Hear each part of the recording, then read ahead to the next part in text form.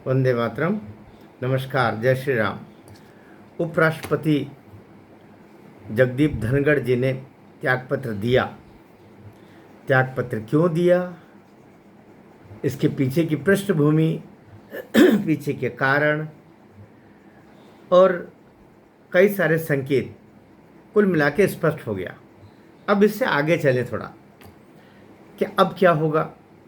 अब जो नाम आ रहे हैं उसमें बहुत से नाम आ रहे हैं। नीतीश कुमार जी का नाम आ रहा है, लेकिन तय बात है नीतीश कुमार जी स्वयं भी उपराष्ट्रपति पद के लिए तैयार होकर आगे नहीं आने वाले। वो बहुत मेहनत का काम है और नीतीश कुमार जी को ये करना नहीं है। वे भी उनमें से है जो अपने प्रांत को नहीं छोड़ना चाहते, अपने प्रदेश को नहीं छोड़ना चाहते। तो जो कुछ करेंगे नीतीश कुमार जी वही करेंगे। और अब चूंकि विधानसभा चुनाव सिर के ऊपर है, अक्टूबर में, नवंबर में, अक्टूबर में, तो इसका धुंधुभी बच करके और पूरा होना है। तो मुझे नहीं लगता कि नीतीश कुमार जी इस तरफ आगे बढ़ेंगे। एक नाम जो बढ़ करके सामने आ रहा है वो आ रहा है, आपको आश्चर्य होगा इस नाम को सुन करके, वो आ रहा है स्मृति ईरानी का। अब स्मृति ईरानी का क्यों? क्योंकि स्मृति ईरानी अंदर से इस समय थोड़ी नाराज है।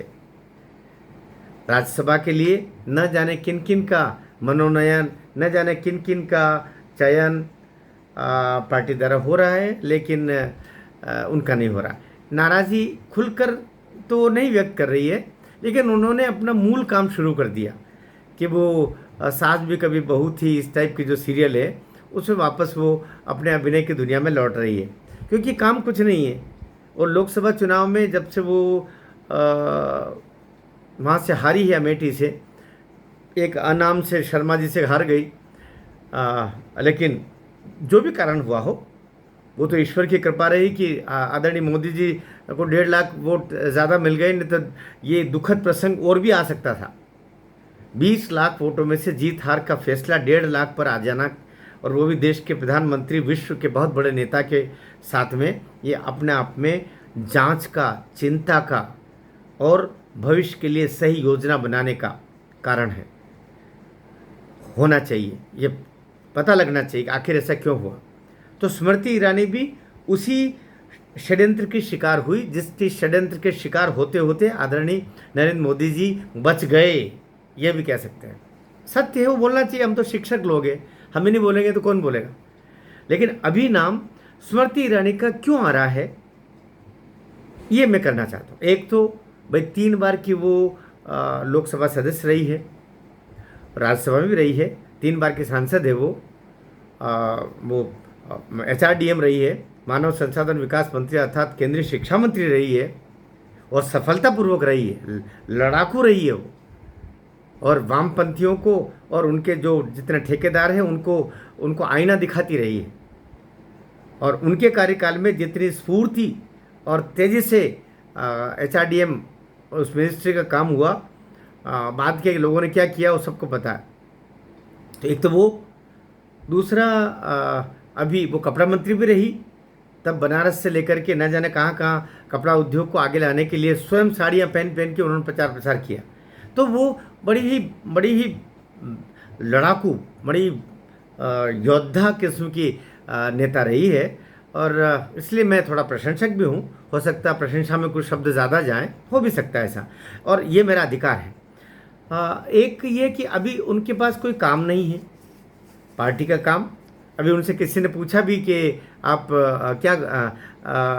आप वापस अभिनय में लौट रही थी क्या, राजनीति से संन्यास ले रही है? तो उन्होंने बोला कि मैं 49 साल की हुई हूँ अभी, और लोग तो 49 साल की उम्र में राजनीति की शुरुआत करते हैं, और मैं अब तक 3 बार सांसद और इसके अलावा 2-3-4 विभागों की मंत्री रही हूँ।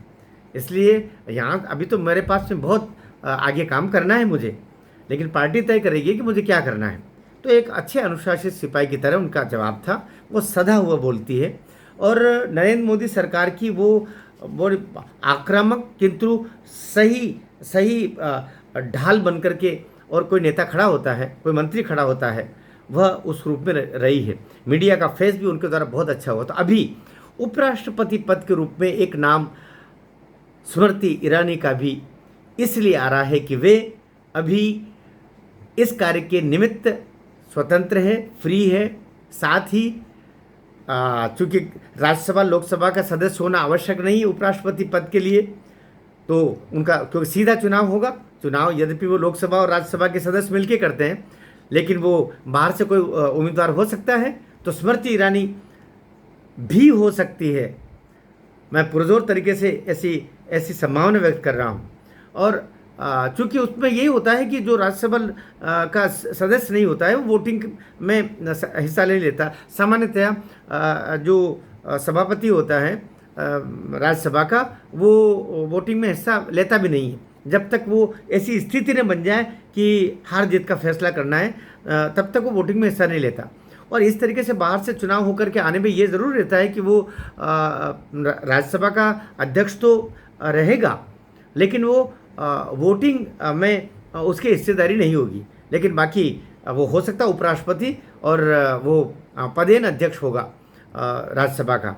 तो स्मृति ईरानी का नाम बहुत तेज़ी से आ रहा है और मुझे लगता है शायद ठीक ही होगा। भारत माता की जय। आप भी बताइए, आपके ओपिनियन भी दीजिए, आप क्या सोचते हैं। भारत माता की जय।